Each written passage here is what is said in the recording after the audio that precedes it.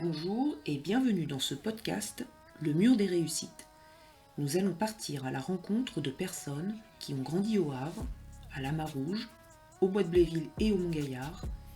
Ils vont partager avec nous leur parcours, les bons souvenirs, les doutes, les déclics et ce qui les anime aujourd'hui. Épisode 2. Aujourd'hui, Betty partage avec nous ses souvenirs du Bois de Bléville. Bonne écoute! J'ai deux frères, un grand frère, Jérémy, qui a 39 ans, et un petit frère, Nicolas, qui a 33 ans maintenant. Petit frère. Du coup, oui, on était tous les 5. On avait une petite maison dans le coin qu'on appelait la Hétraie, juste derrière, juste dans la rue de Jacques Prévert. Et c'était voilà, un univers super heureux. Mon enfance était vraiment très heureuse. On s'est tous un peu dispersés, alors que ma mère nous avait fait signer un papier après le bac comme qu'on n'aurait pas le droit de s'éloigner de plus de 90 km.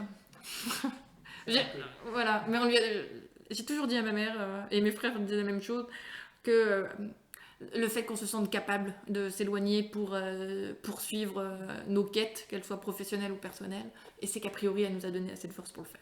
Qu'est-ce que vous avez comme souvenir du Bois de Bléville? Parce que finalement, vous y avez passé, même si vous avez été au collège, ouais. Vous y avez passé toute votre vie d'enfant. 18 ans. J'ai vécu du coup exactement de mes 2 ans à mes 18 ans. Je crois qu'on est arrivé à 2 ans. Et ma vie là-bas, je me souviens vraiment que de beaucoup de joie. On était tous ensemble à l'école, on se voyait tous, on venait tous passer les après-midi ensemble. Je me souviens d'une longue série d'anniversaires. J'ai jamais eu l'impression d'avoir un poids ou quelque chose en moins, ou d'avoir quelque chose de plus difficile, parce que je vivais dans ce quartier-là. Mais je crois de manière très sincère, je me suis jamais posé la question en fait de qu'est-ce que j'aurais eu si j'avais été ailleurs, parce que j'étais très bien ici. Ouais. La différence est un peu plus vue à partir du collège ou du lycée, quand il a fallu quand mes camarades d'école ne venaient pas de mon quartier et qu'il fallait venir travailler chez moi. Ouais. Ça, c'était... je pense que c'est le premier moment où je me suis rendu compte du regard que les gens pouvaient poser sur certains quartiers.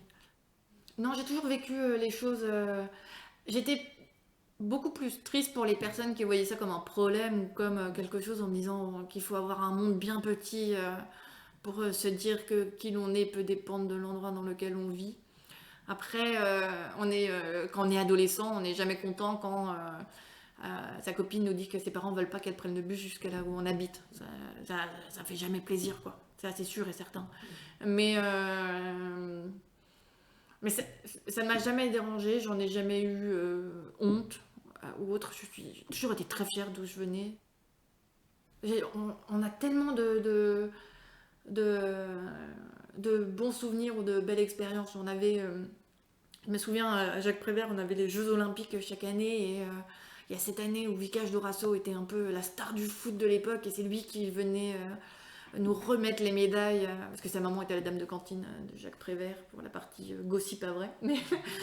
Mais voilà, c'est pareil, les spectacles qu'on montait, les cours de danse, le karaté, tous, on était suivis, encadrés, heureux et valorisés. Je pense principalement que j'aimais le fait de participer à la vie de mon quartier, qu'on n'aurait jamais eu les moyens de nous envoyer en centre-ville dans un club, à mon avis, privé et payant. Et c'était mon univers, en fait.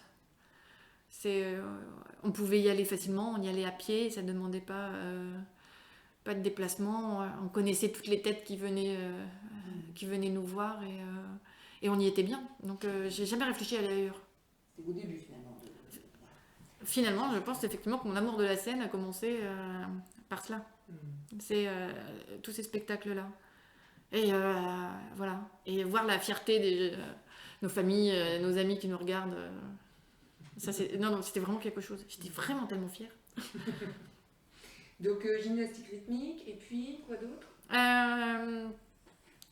Après, plus les arts martiaux et boxe. Et alors ça m'a suivi. Même quand au collège, je suis partie, je suis restée au karaté. Pourquoi? Parce que j'étais une enfant très angoissée et stressée, principalement par les examens et les notes. Une grande peur de l'échec. Donc il fallait pouvoir sortir un petit peu tout ça. Donc je suis restée au karaté dans le dojo qui est en face de Jacques Prévert, voilà, à suivre des cours avec Farid. Ah, c'était le prof de karaté. Ça a été mon premier coup de cœur adolescente. Ah oui, Je crois que une grande partie de moi faisait les cours de karaté principalement pour aller le voir une fois par semaine. Parce que